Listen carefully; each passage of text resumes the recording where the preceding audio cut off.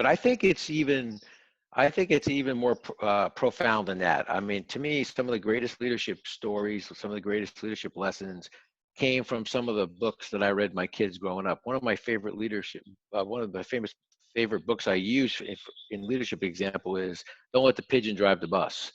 It's a story by Mo Williams, and it was my daughter Jean Marie's one of her favorite books growing up. And in that book, the bus driver says, "Don't let the pigeon drive the bus." And so he leaves the bus, and if you got the people on the bus, and then you got, of course, the pigeon who comes on the bus, and he's trying to convince you why he should drive the bus. And if you think about it, on any one given day, you're all three of those, right? You're the bus driver sometimes. Like, so when I was the CEO of a company, I was the bus driver, but then when I was talking to the board, I was one of the people on the bus. But then when I was talking to the investors, I was the pigeon. Hey, you got to understand, these are things that we're doing.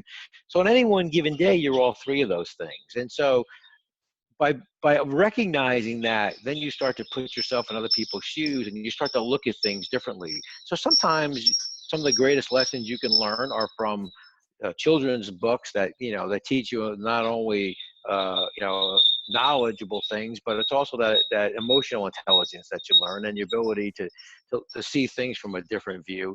You learn things from your family. I learned so much from my wife. I mean, one of my favorite stories with Debbie is we were out to dinner with a couple we had met, and so they asked Debbie, we have 4 kids, so they said to Debbie, which one of your kids think they're the favorite? And of course, Debbie's like, no, they're all my favorite. No, come Nah. on, one of them got to be the favorite, right? And so she said, no, all 4 of them think they're the favorite. Well, how could that be? And so Debbie said, each of them gets what they need when they need it. That's brilliant.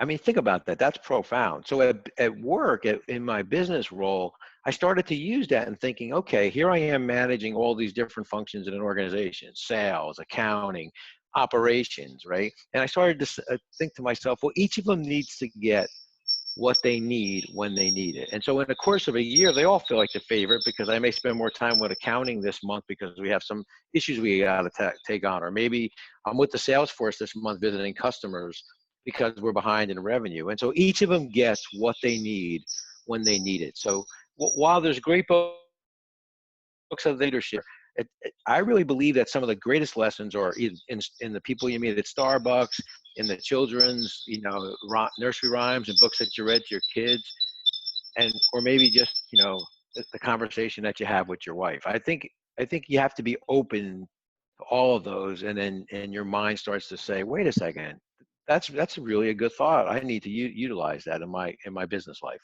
I actually am going to use that. Shout out to Debbie. That is good. Each of them get what they need when they need it. Is that great? I mean, that's unbelievable. Yeah, that's actually really good.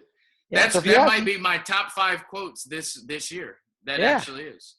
Yeah, because think about it. Well, if you talk to each one of my kids, Jean Marie, Nicole, Rocky, or Andrew, individually, and said, hey, who do you think mom's favorite is? Andrew would say, it's me. I'm the youngest. I could always call mom whatever I need. And and I had a rough day at the plate, mom was always there you were telling me what I did wrong. Mom was always, it's okay. Rocky would say the same thing. He was a hockey player, if I didn't, if I scored or, missed an open net or whatever, and Jean Marie and Nicole, Jean Marie's a teacher. Nicole was actually my daughter Nicole's the producer on the Dr. Oz TV show. So Nice.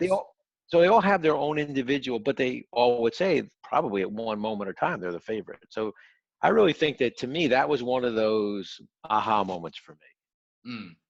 Okay, so Benjamin Franklin once said, well done is better than well said. How true is that statement when it comes to leadership? Well, that may be, in practicality, one of the most important, because another way to say it would be you walk the talk. People could talk about a lot of things, but it's when you get out of your office and you walk on the floor and start to talk to people that you really become the leader that people admire and people want to follow. And I think that statement is so powerful, because you can, look, there's a lot of brilliant people out there. There's a lot of people that can talk about a lot of stuff, but some of those people can't run water downhill.